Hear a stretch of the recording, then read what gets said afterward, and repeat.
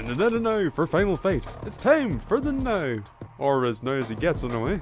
Released in 2006, Final Fight Streetwise is a 3D beat-em-up, developed by Capcom Production Studio 8 and published by, wait for it, Capcom. Final Fight Streetwise is the first mainline entry in the series since Final Fight 3, which was released 10 years prior in 1996 on the SNES. It was a sizable shift for the series, as it was the franchise's first foray into the world of 3D.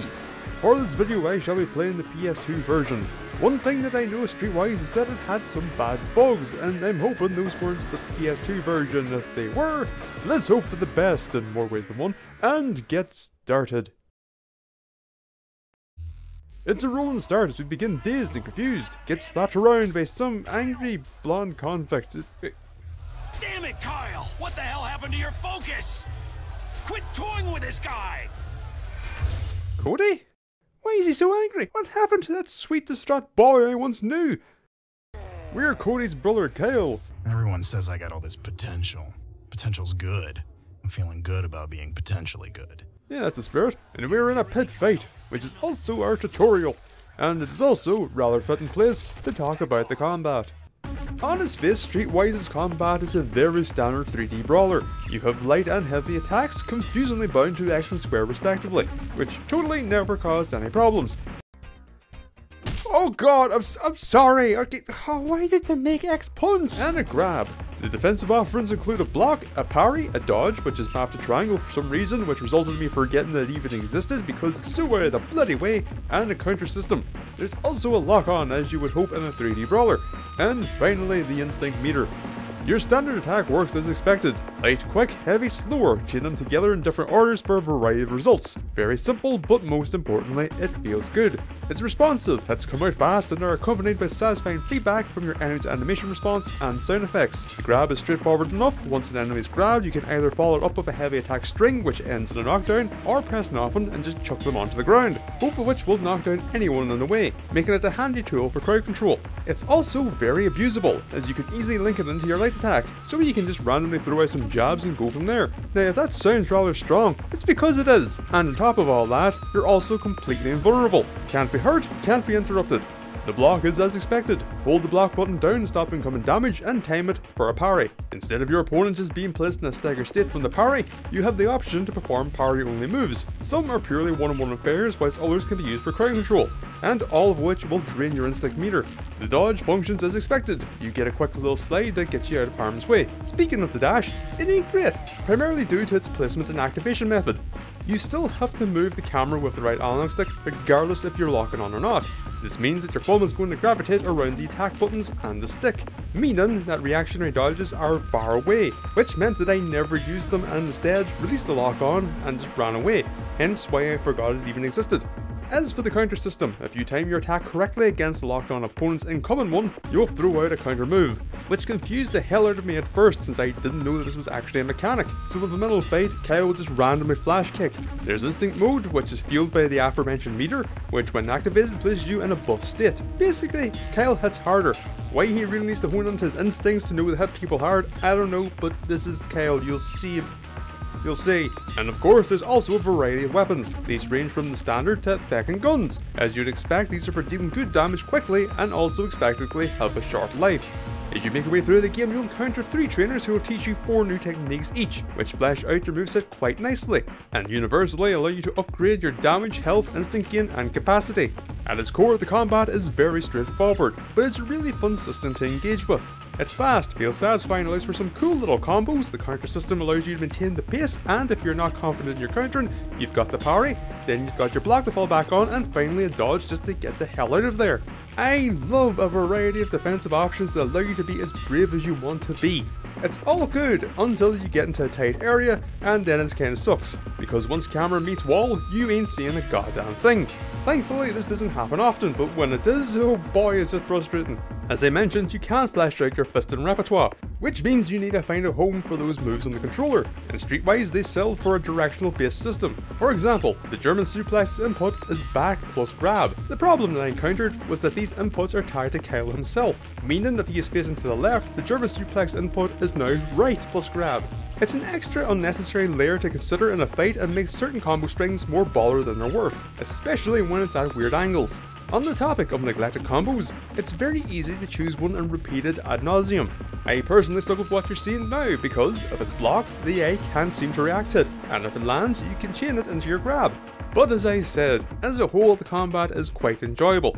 I would say that it's Streetwise's best aspect. As for the others, well, we'll get to those eventually now, won't we? Post-fight, on our ass, in a good way. Cody's a dick and gets our one and soggy. Ah, shit, that's it? We're making ends. So, wanna celebrate? What? We're making ends. Wanna celebrate? No I do not. Unless celebrate means a solitary dry tug in the corner, I think we should hold on to as much money as we can, especially since our only means of monetary gain can result in us having a partially deflated ball for a head. Got things to do. Huh. What kind of things? Hey, Cody. What kind of things? You know, things. You've changed, Cody. You've changed. Wait. You've been hanging out with that goddamn prince again, haven't you? We make our way around. Wait, where are we? Kyle's hood. Sure. Where we aid the locals. Harm the locals. And hurt those locals that we help. It's finally time to celebrate as we arrive at the bar and meet Vanessa. Vanessa Sims. What more can I tell you about her you can't see for yourself? Let's see her profession, her relation to you, her relation to others you know, how long you've known her, her general personality, is really just anything of substance. Cody finally arrives and is an angsty prick. You think I like sitting on the sidelines like a bitch? I want to be back in the shit again. Insert penis joke here is introduced. Go fuck yourself, Stiff. He knows the deal. It seems Cody's been up to something and is taken by surprise by the sneakiest of attacks. Fisticuffs ensue.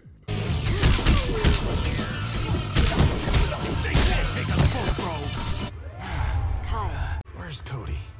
they took him. We wake up in a hovel. Vanessa got us here, I guess. Kyle wants to find Cody. Vanessa says, you're a bit crap though. Kyle remains adamant and takes off, but not before Vanessa gives him the sole clue from the attack. Because apparently Kyle wouldn't think to look in the only business other than the bar where people gather. Metro Diner. Oh, you're the best. Thanks, baby.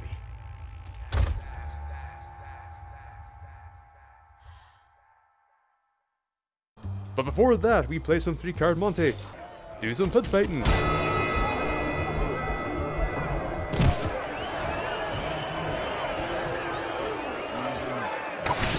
He says to reassure himself after realizing that his face is now scattered over the floor.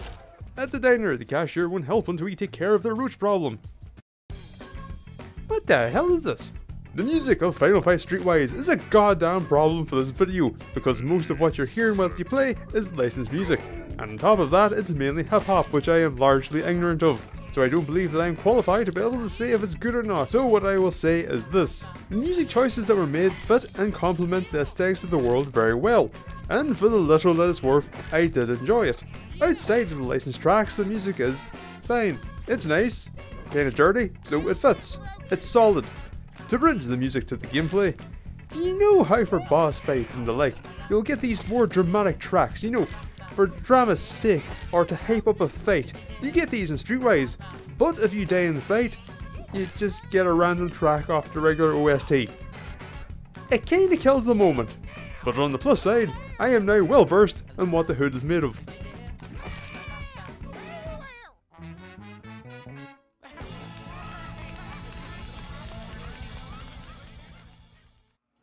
Now it's off to grab the weasel in the porn theater. You heard me. Naughty, naughty boy. God, I am glad that I am playing this with headphones. So we find the weasel. He's protected with his book for some reason, and also he's a fucking idiot. And then, it's like the Punisher, but worse in every way. Kyle and Weasel just stand there like a pair of bloody numpties whilst you have to mash for a fucking eternity just to smack him with the door.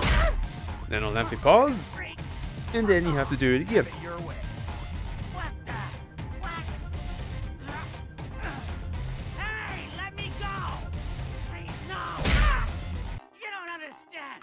If I And again. I'm a dead man! Come on! It doesn't quite have the same impact, does it?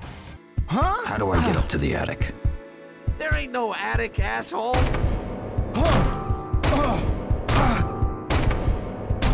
Phallic Pun is supposedly in the warehouse. So to the warehouse. And in case you're wondering, no, Kyle did not look inside the Bible or anything, cause you know, that would be smart. It was a trap. Weird.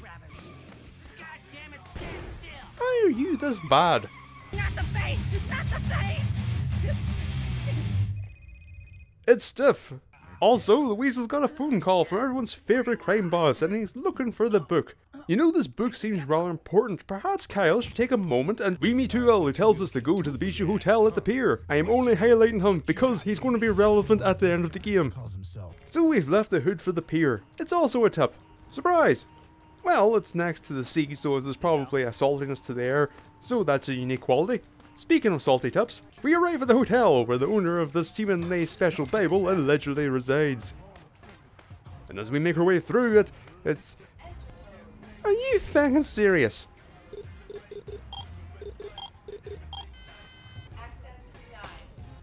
We have a mighty journey ahead of us, so let's talk tone. Oh man, that wasn't so bad. The tone of Streetwise is exceptionally mid-2000s. It's very... urban. Those quotations are important because what I mean is that it's urban, filtered through a boardroom of people that are as in touch with anything urban as I am to direct sunlight. What does this mean for Streetwise? It means it's dark, it's gritty, it's seedy, it's...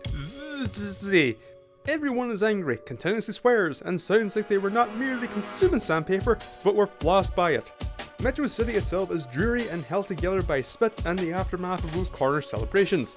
Its streets filled with litter, its walkways filled with ladies of the night, and during the day no less, making the ladies of the night just ladies, I guess. Metro City is a bleak hellhole where hope holds no ground, which lends it well with the overall tone of, that's a glowy drug zombie. I mean, there's already not much I can say that you can't see, but I suppose it bears some explanation. We'll get into the story later, but one of the main elements of the story is a new drug named Glow. Can you see what they did there? And one of the main plot threads is around Cody taking the drug. Basically, he's getting old, can't fight as well as he used to, and the drug has performance enhancement properties. The side effects for this performance enhancement are numerous and seemingly involve your balls plummeting through the earth. It is such a car crash of a tonal shift. In fact, everything related to this drug is at odds with the rest of the game. The world of Streetwise is another one of those early 2000s, let's be real and gritty, etc. But then you have a Saturday morning cartoon interpretation of drugs. It's not a tonal mess like, say, Resident Evil, added to the board, which was an unintentional mess from a script and voice work. This was intended. This tonal assault is working as written. It's perplexing and just, it's kinda dumb. As if it was the remnants of a previous incarnation, or like they were mid-development and were told to change their entire demographic because the charts and focus groups said the whitest interpretation of urban culture is hot right now, and they just didn't have the time to change everything. And two minds of the tone of Streetwise, walk and nightlights aside. At the time of its release, it was more than grown-worthy. It was yet another franchise trying oh so hard to be street, and if I played this at the time, my eyes would have been looking at the screen as much as they were rolling. 14 years removed? I'm fine with it. Now don't get me wrong, if you try to take this even semi-seriously, it is as lame as hell. I'm not, and I'm finding it fucking hilarious. It sucks, but in a way that I can have fun with. Here we are. Or not. Oh, for fuck's sake.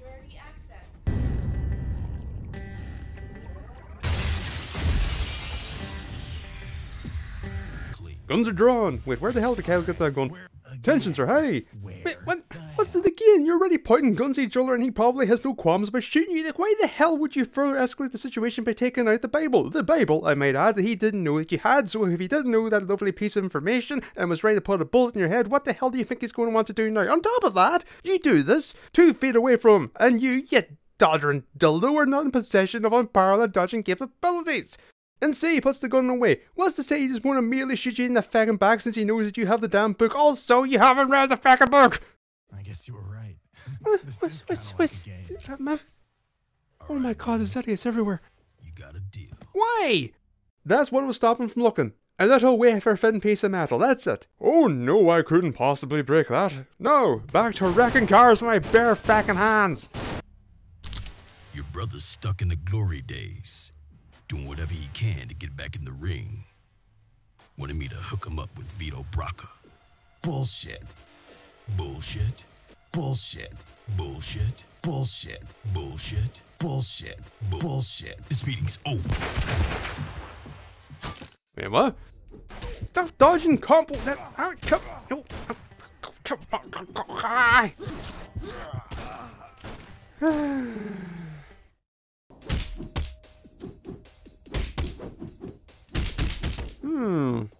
Yeah, what you got? Nothing, that's what. You can't handle these lame skills.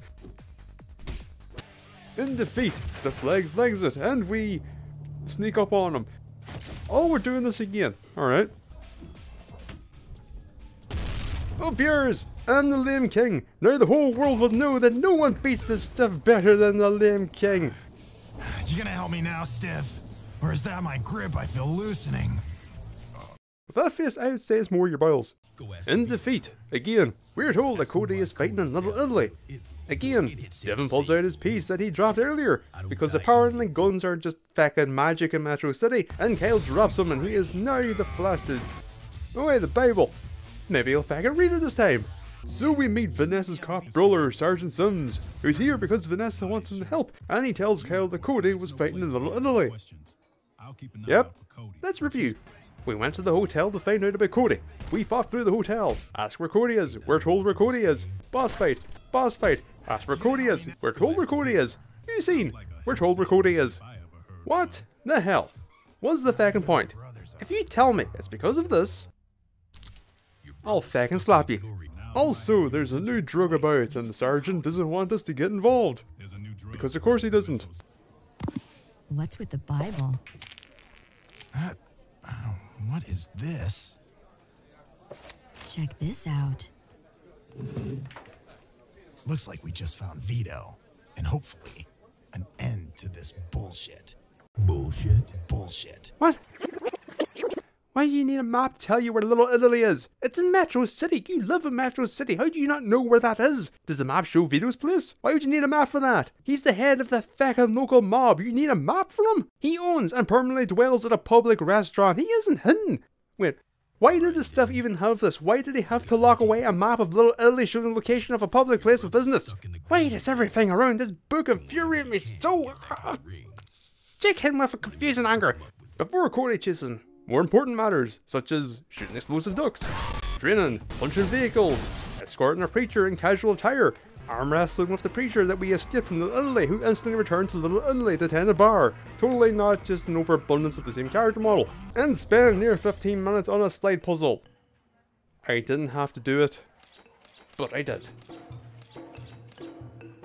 What am I doing with my life?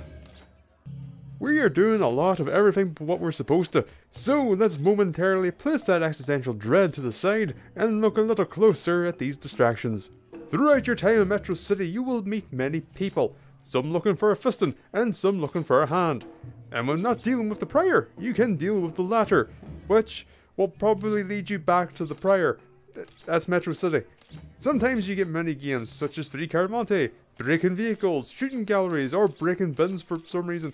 Maybe a fetch quest, and other times you get the thinnest wrapping paper on a rather standard encounter. Alongside these are pit fights. In each hub there's a pit fight location, such as the delinquent den from the beginning of the game. Once the fights dry up, the next pit fight locale opens up for business, and so on and so forth. With these fights you can earn a slightly more substantial monetary reward and eventually fight Kami, in what is possibly my favourite design bird that I've ever seen. The side quests are little things, don't take much of your time, completely optional, and get you a little Wait, sorry.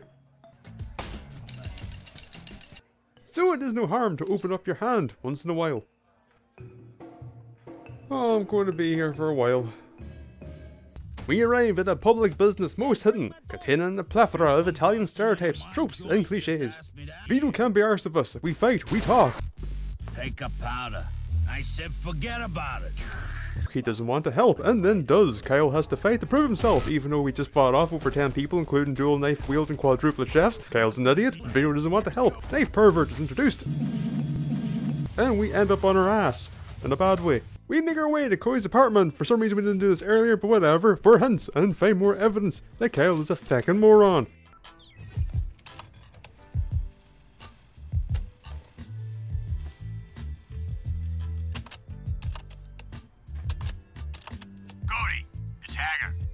Look, give me a call, you bastard. I'm thinking we should get together and knock back a few cold ones. Hager. To the pier, where fisticuffs ensues and everyone's favorite electric vandal, Mike Hager, joins the fray. Keep your bullshit out of my neighborhood, or next time I'll be the one sticking this shit between your ribs. Can you believe this guy used to be the mayor of Metro City? Yes. You don't remember me, do you? Hell, not many people do these days.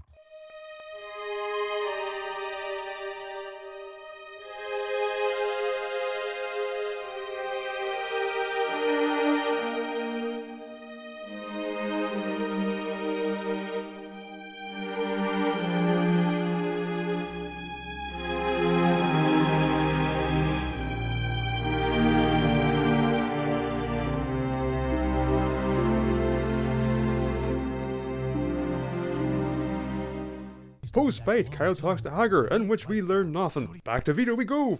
We'll talk soon. What a lovely man. For the same pissing conversation as before, but now with acting. I know. I didn't show you any respect. I want to make amends for that. I want to fight for you. Yep, this is nigh identical to last time. Where's Cody? I don't want to talk to you. I'll fight for you. I have fighters. I'll make a deal. I like you. Post-fight, he tells us what he could have told us ages ago, and also what everyone else tells us, and that Cody is doing the drugs. And for no reason in particular, Cal remembered about the hotel and decides to head back in case he missed something. And from the heavens. Cody! Is that you? I've been looking all over town for you. What the hell? You just jumped 3 stories. What are you on? Go home, Kyle. Go home. Sergeant Sims turns up. Can you be a plainclothes sergeant, or is this off work for the Cody Scarpers? And the bijou goes boom. Well, that's that mystery solved. Let's review. From Cody going missing to now. Where's Cody? Where's Cody? Where's Cody? Where's Cody? Where's Cody? Where's Cody? Where's Cody? Oh hey Cody. Bye Cody. Oh hey, it's the other half of that photo. Red Gee. And he's hanging out with Cody and Hager. I wonder who this could be. It's a mystery, isn't it, Kyle? Maybe this tattoo will tell me something. Of course. Of course. Travis, 2L. I was wondering about you. What up? Need to talk to Paco. You seen him? Don't know no Paco, my man. Thought you knew everyone, 2L. You know, the tattoo artist. Got a shop right under my pad. You asked someone if they saw Paco, even though you know this person and their workplace, and could easily check to see if he's just there. Oh, for God's sake, Kyle, why are you such a tool? Oh, yeah. I know the cat. Matter of fact, I just saw him at his shop a little while ago. Okay, thanks. I don't know where he is. Oh, wait, I saw him a little while ago. What is this writing?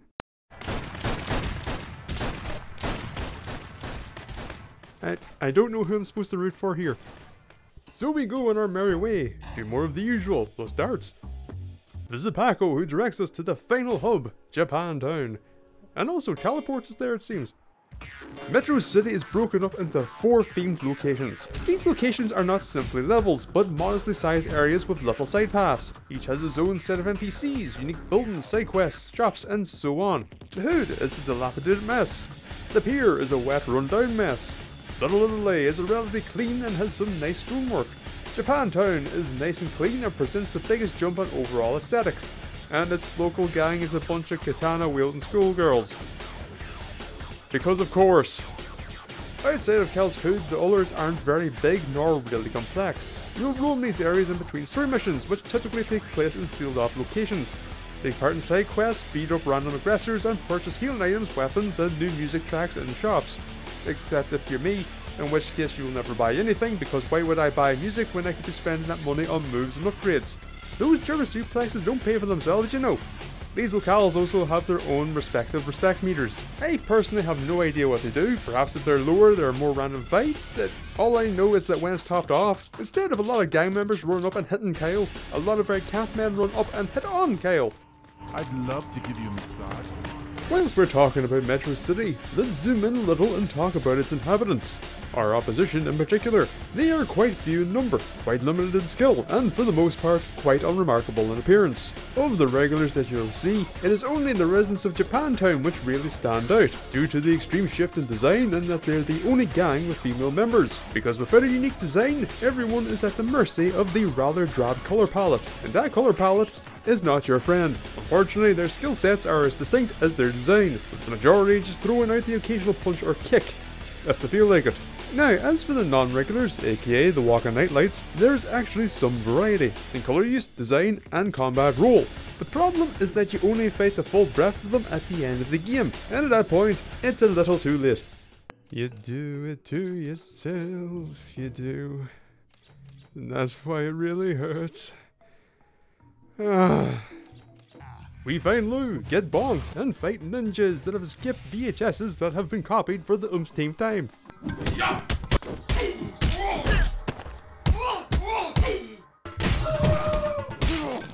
We bop Lou and what? Guy? No! We train in a Matrix reference. Now you might say, Arebuckle is just a predictable dojo style area, you uncultured swine. What's this gonna be? Maybe. A test? No, Maybe you're right. this is just We train, we talk, and it turns out whoever's had a hand in this drug business holds great influence in Little Italy. Ooh, intrigue. How novel. But then the knife pervert turns up and throws a head that is allegedly filled with explosives. Shit! Guy, move! Suddenly, Vito's men teleport into the building, which is exploding for some reason, and we must race to the nearest exit. But not those though. Don't you worry, sir, I have procured a fire extinguisher. Now if that's not a job well done, then my name isn't Kyle Travers. Second saying freedom! Now to Little Italy, where Vito is nowhere to be found. Where could he possibly be in this hub with so many notable eye-catching structures? It would be an impossible task if we were to take this on blind, so we kick some rats and are told that he's in the church. In the church, Vito expresses his frustrations that glow spread throughout the city, and the suspicion that is being placed on him wrongly. All seems relatively on the up and up. But then... Now, Vito, your suffering is my suffering. But faith and prayer will see us through even the darkest hour. Come, my son, let us pray. In the name of the Father, and the Son, and the Holy Ghost. Remove him quickly. Mass begins in 20 minutes. Yes, Vito's dead, priest bad, whatever. More importantly, why does Blade have a pickaxe? To distract us from dwelling on the fact that the character named after a particular type of weapon did not use any variant of weapon from that family for his big moment, let us take note of something. Something's happened in the story.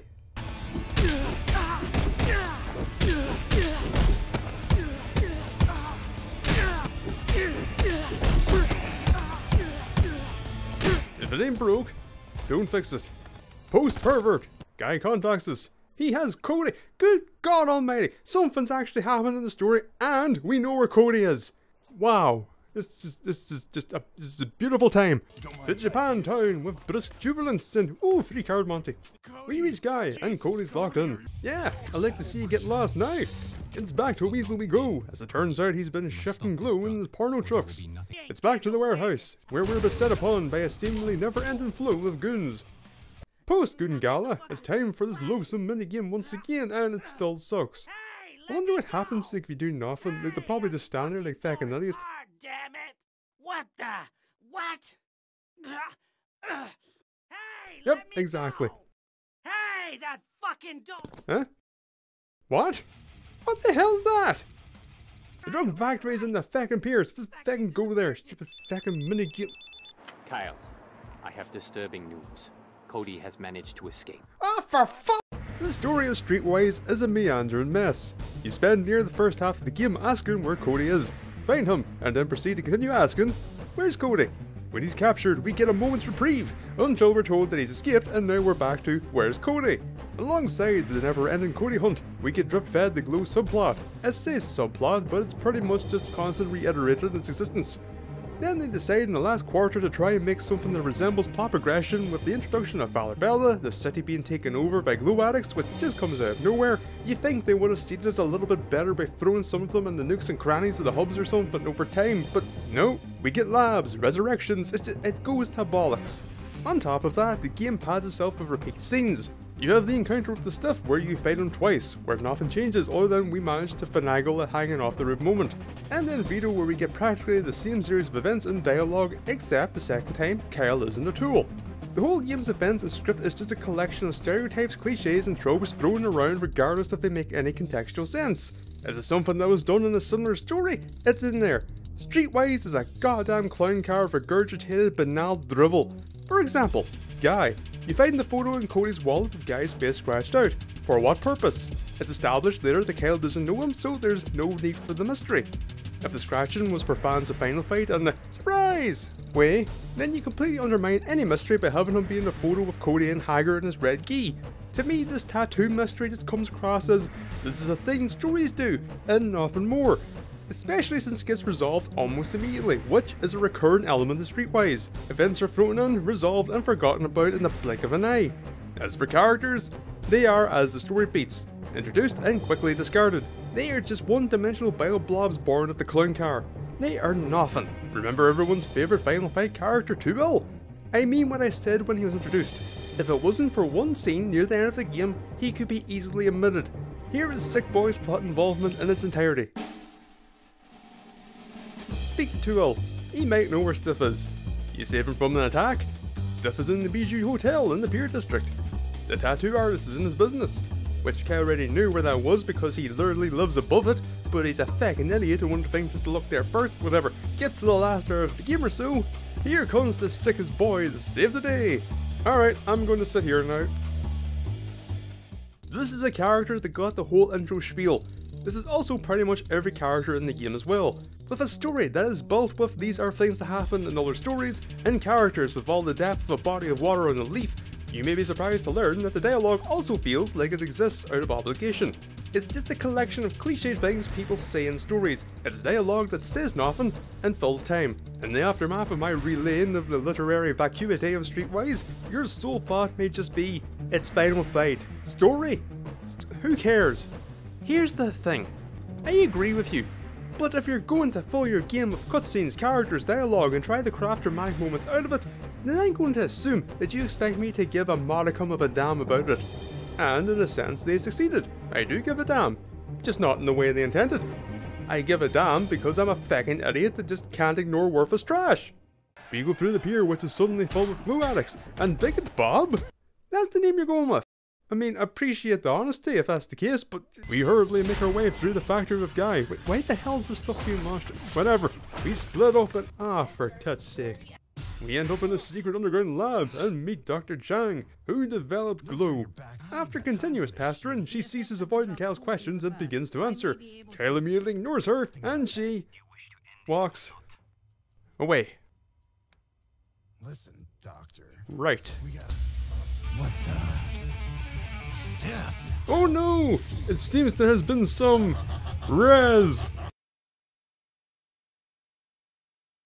erection.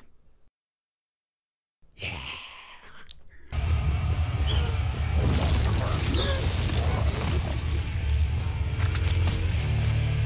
Welcome one and all to what I consider to be one of the worst designed bosses that I have encountered. No, the boss fight isn't broken. No, he doesn't have a nigh infinite amount of health. No,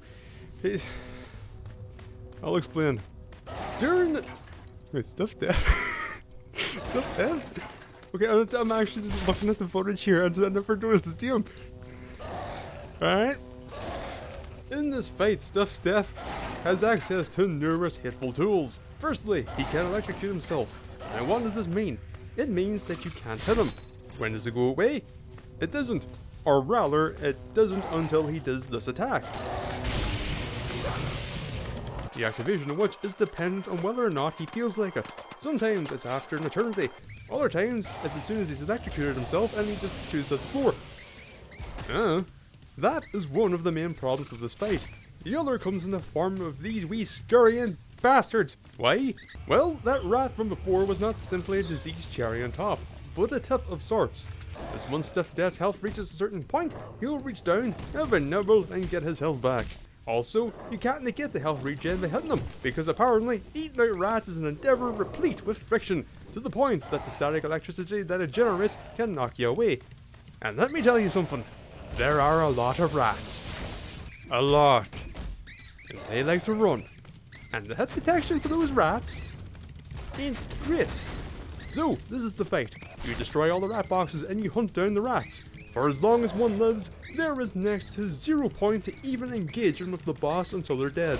So you can spend the good part of 5 minutes just staring at the floor, chasing rats, and after that you're left with a boss that can't be hurt until he feels like it, and can't even be staggered by attacks. It's not hard, it's slow, it's tedious, and it's just poorly designed on a fundamental level.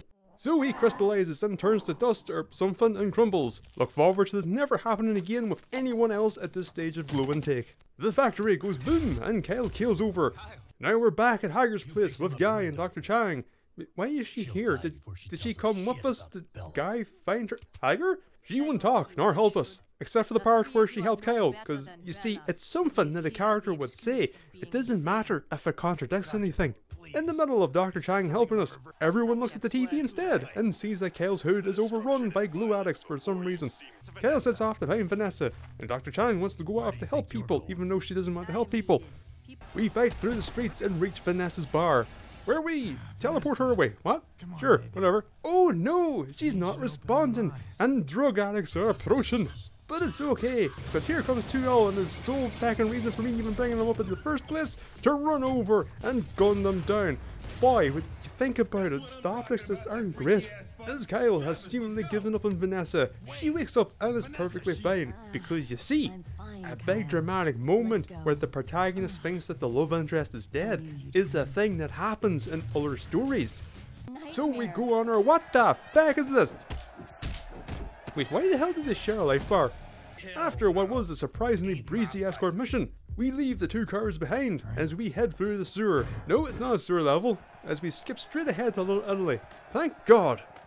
We meet up with Sims, who's beginning to siege the church. Bella drops a holy hand grenade, because of course, fisticuffs ensue and we make our way into the church.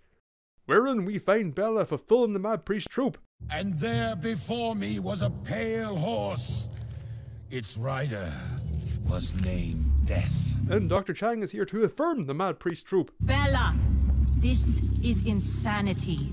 It turns out that all of this has been for Bella to create his own 4 horsemen of the apocalypse. Totally by coincidence, 3 of the 4 are familiar to us. Also yes, we have to fight all 4. No, it will not be a good time. Also, just a little thing, Bella is behind all of this. Yes? Now, admittedly, I am not overly familiar with the salary of the professionally pious, but how did Bella not only own, build, and maintain a high-tech secret underground laboratory, but also fund the staff, research, development, and all the other bits and bobs associated? And anyone want to? No? Okay. First up is War Weasel. Try not to think about how drugs make you taller and give you spikes to the length of your torso. It's all a bunch of bollocks. Speaking of a bunch of bollocks, for some inexplicable reason, not only is the graveyard littered with guns, War Weasel has a feckin' minigun, and he doesn't know how to use it. That's right, it's another slog of a boss fight, but there'll be time to once later. For now, we deal with War Weasel and try to make our way back to Bella. But then...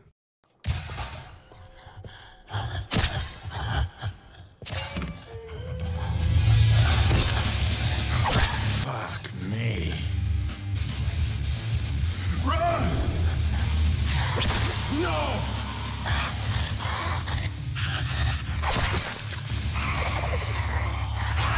Oh no! Sims has been killed by a bottom of the barrel Raziel, and Kyle couldn't do anything to stop him, except he could if he wasn't just standing there like a feckin' goblin gobshite. So now it's time to fight Blade, but now he's got glowy eyes and stretchy arms. Guess what? It's not fun. With urge to kill Ryzen.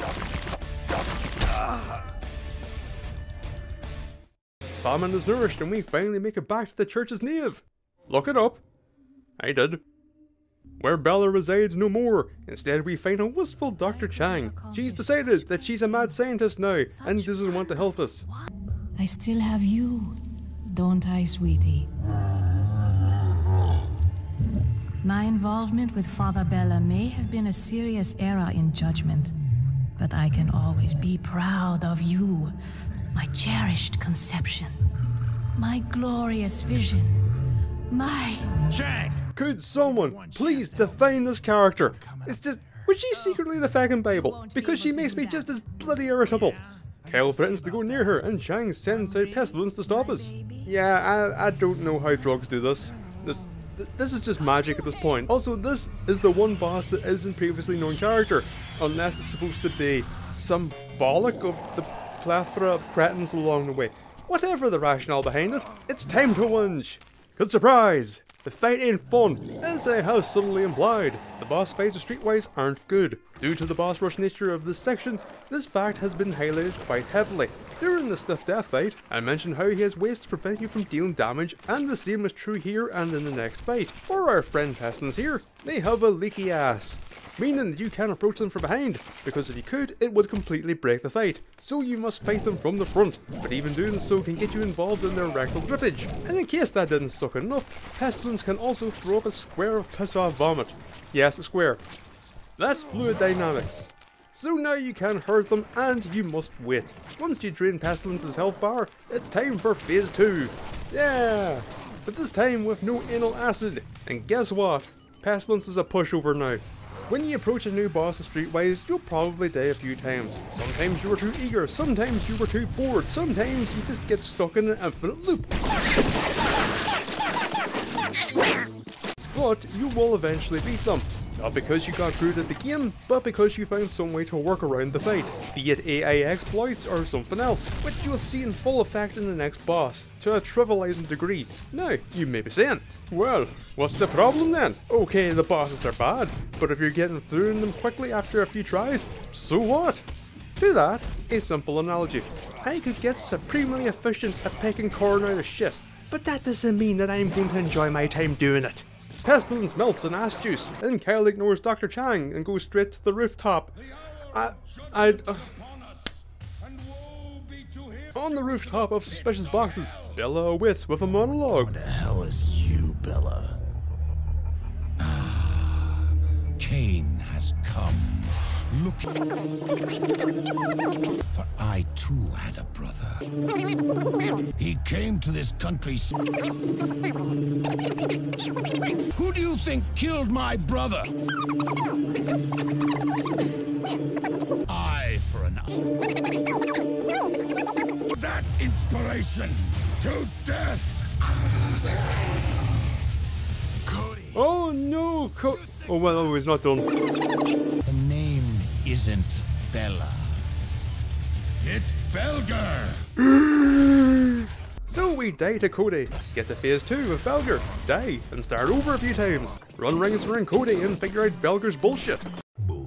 Bullshit.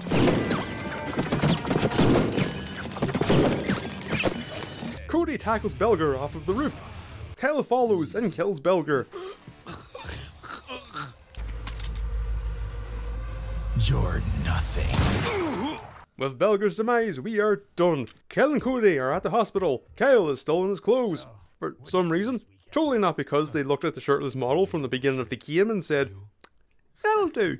Cody is recovered rather quickly considering that we never found out how to reverse the process, and is looking remarkably taut after losing, what, like 50% of his body mass. With this knowledge, don't think about the now seemingly easily treatable glue addicts that were beaten, ran and gunned down, whose sole crime was that they were drug addicts. Some possibly due to self-destructive tendencies, others perhaps born of tragedy. You know, maybe. Don't use drug addicts as a stand-in for zombies. Just a thought. Also, Cody's feeling better than ever now. So I guess the moral of the story is, do the drugs. Vanessa turns up and is taking her brother's decapitation very well. Or perhaps it hasn't set in yet. Kyle and Cody ignore her and look at the TV for a sequel tease. And we end on some of the most fitting closing lines that I have ever heard. I'm just glad this crazy shit's over, you know? Yeah, Nothing but a bad memory. Yeah, right. Roll credits. Credits, I might add, that feature only 2 music tracks, on repeat, for over 10 minutes.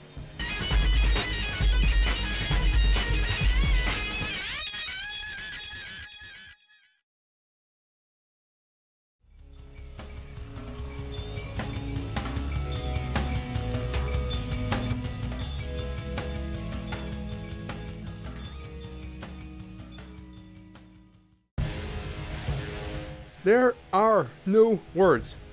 Also, they did the fucking Final Fight 1 intro theme dirty.